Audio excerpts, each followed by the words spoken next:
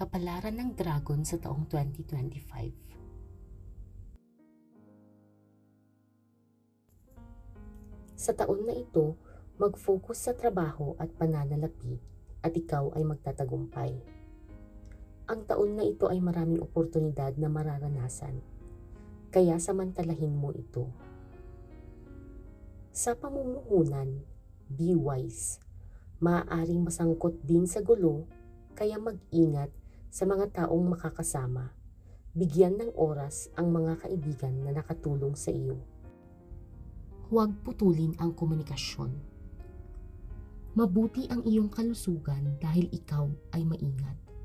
Ngunit huwag magpakapagod masyado at maaaring babagsak ang iyong katawan. Iwasan din ang tensyon.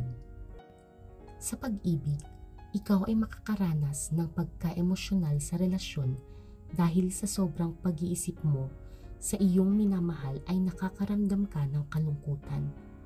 Sabihin sa kanya ang tunay mong nararamdaman.